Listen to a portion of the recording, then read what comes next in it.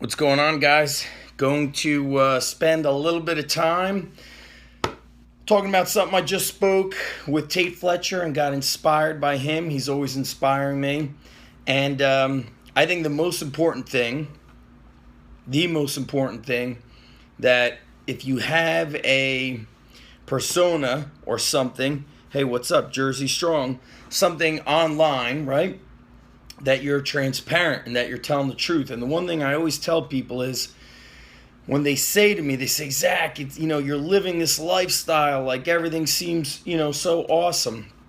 It's easier to suck.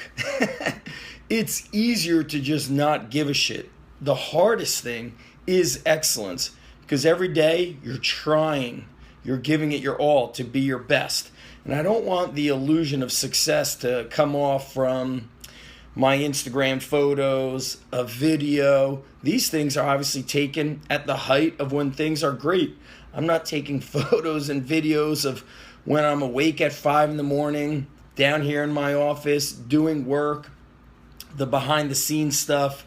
It brings me to,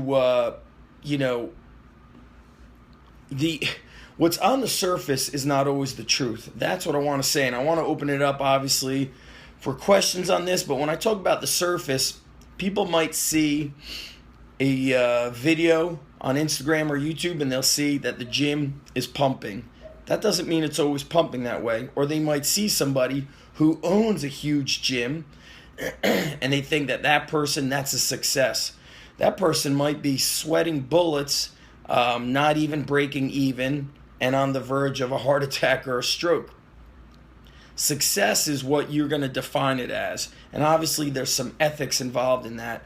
But I want everybody to stop choosing success according to somebody they admire. So you admire what's happening, Greg and Roz. So let's say you admire Arnold Schwarzenegger and you see as that the only way of being successful, then you'll always be depressed. You'll always be upset. You see another gym owner with a bigger gym. You see another gym owner running boot camps and making a lot of money, and you think that's the only way to do it. It's not. The path to success is right here in your heart, trusting your gut instincts. And there was a really cool podcast, a short one done with Ty Lopez, who's been doing a lot of stuff on social media. And on the surface, it seems like, it seems like he's crushing it, but who knows what's really happening. But he did a cool podcast with, I believe it was Henry Winkler, who is the guy who is the Fonz from Happy Days. And the awesome piece of advice the Fonz gave is he said, anytime I have denied my gut instincts, what was in my heart, it was like getting hit square in the teeth with a 2x4. And that hit me hard because as a business owner, as an entrepreneur, the most important thing is to stay the motherfucking course, is to just stay on your path, to stay on your track, not to be looking or following what others do. But then somebody brings something up and you start saying, maybe I should be running my gym this way. Maybe I should be running my business that way. That is not it. The most important thing about running a business is ethics and putting your heart and soul into what you do, period. Outside of that, you create your own rules. Speaking with Tate Fletcher earlier, I spoke to him about a little, like an opportunity that came up. And opportunities pop up for me often. And 99.9% of the time, I say no to them, even when there's a lot of money involved, because my gut instinct tells me no. And he said, hey, man, sometimes, if things are kind of teeter-tottering and you're not sure which decision to take, he goes, then be happy with what you got and just think of it like a farmer. Like whatever you're doing now is going to be good and help the growth of tomorrow. Help me look at things a little bit differently. Like there's not a black and white answer for everything. So those of you guys that are watching right now, I want to do some Q&A with you guys on, kind of basically the strong life, the things I tend to speak about in most of the podcasts, which is about the attitude, the way you go about doing things, whether it's life, lifting, business. Let's drop some questions. I want to see if I could give back to you guys. Doug, thank you so much. Keep living the code. Honesty, integrity, commitment, work ethic. What else you guys got? Who's going through? Who ain't fucking dialed in perfect? I think that's something that we need to say. One of the things I've had to learn the hard way is the easy way is almost never the right way. That is very true. It's not. As I spoke about a couple days ago on my YouTube channel, Ryan Holiday's book, The Obstacle is the Way. And it's pretty interesting, like how some of these entrepreneurs, the most successful ones, are very stoic. Like they're kind of dialed in, and they're not these brash, outgoing people. They're more of the quieter, more reserved type. So I think of Ryan Holiday as one. The quieter people. People that tend to be making the most noise, not so sure about them. What else we got, guys? Welcome to the party, Johnson Y. I've got about 10, maybe 15 minutes before I go and pick up my son from school. And then I'm going to be crushing the underground strength gym. I know you guys love to see what's on my desk. Andy Stump put it brilliantly. In life, you have two choices. You could choose to live with the fear of...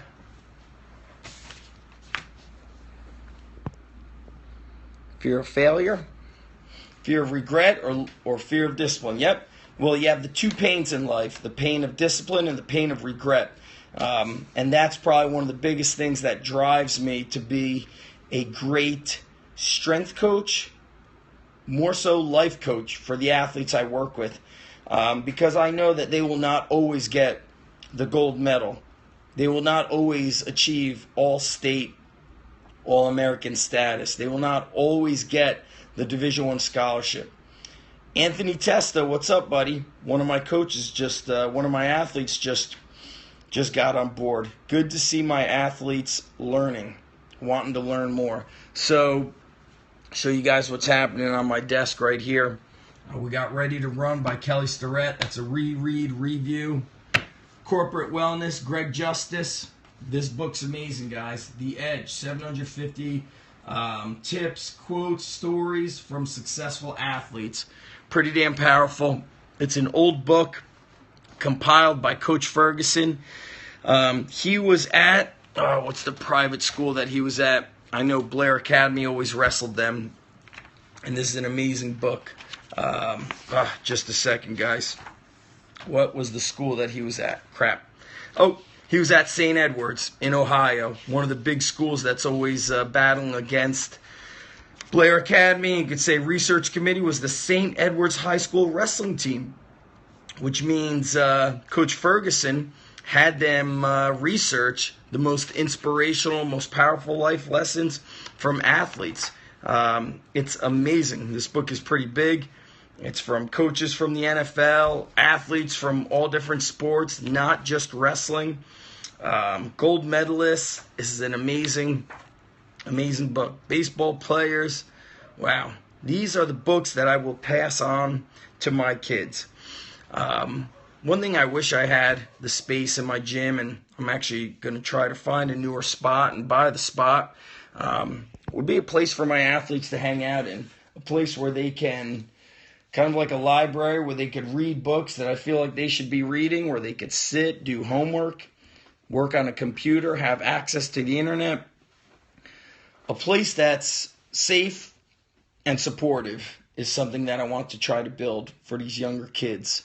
So that's the thing about success, is like you've always got to try to be better than yesterday or than an hour ago. Because as soon as you're settling, it's like you've accepted the good enough and you fall into the norms of this world. You fall into the mediocrity. Old touch, little kids looking ass. Where your hairline at, bro? Woo.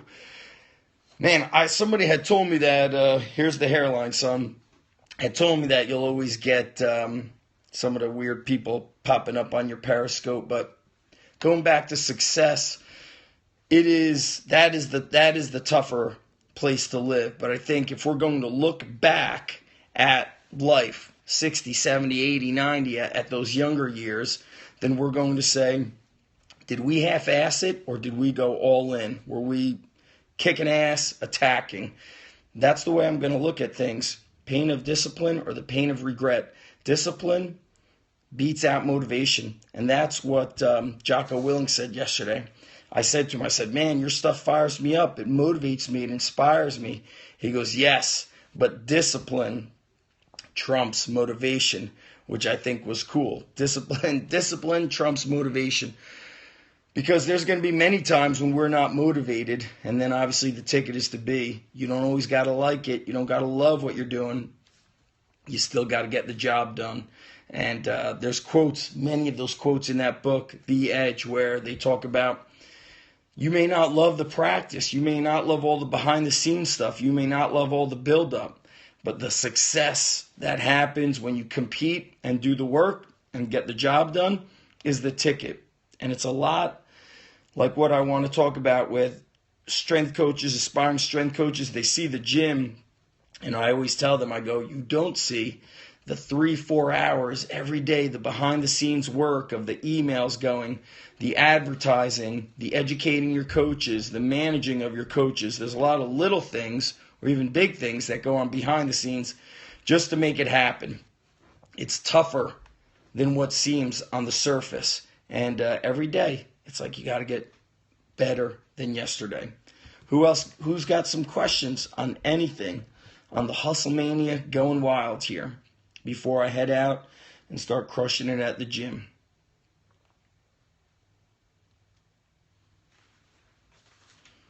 Looking at my calendar of events, all set right here through May, June, July, August. I usually lay low on my events. Underground Strength Coach certification coming up in March. When I get back mid-February from Florida, going to relaunch the online mastermind. March, going to try to also do the Lift Strong Winter Challenge. April, going to do a in-person mastermind with my buddy Ben Krimis, who owns multiple gyms, different kinds of gyms. And Strong Life Seminar is open. And then May, going to do a level 2 underground strength coach certification. And then June, July, August, chill mode. Do you ever say no to clients because they don't fit the program? Absolutely. What book were you talking about, and where in Florida will you be? I will be next to American Top Team, which I think is Coral Gables. Be there for a week. That's what my daughter goes for tennis.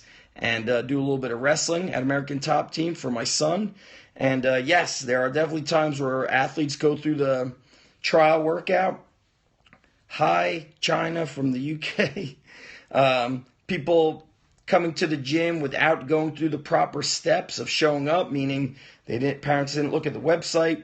They didn't see what it takes to make it through a trial workout. And, the richest strength coach, the guy with the most clients, the guy with the biggest bank account is not the truly, the philosophically the most rich strength coach. I don't believe having more clients makes you the best. I believe how many lives you change and how much effort you put into greatness is the ticket to being rich as a strength coach. I say it all the time. The coaches that accept round back deadlifts, halfway down squats, knees caved in on all these exercises, to me, that stuff is unacceptable. And you can have 1,000 clients who train like that, and it's the same as having 0. You're not doing anything great for them. You're just letting them show up and go through the motions and not putting in your effort and your energy to make that shit happen. Testa, it was great seeing you, brother. And I hope wrestling season's going well for you, bro. We love having you. I'm going to give you guys a little story about this kid. Still defining success. My man Anthony is a sophomore or junior at a prep school. He started training with us in 6th grade, and after 6 months, I told his dad that I don't think now is the right time for him.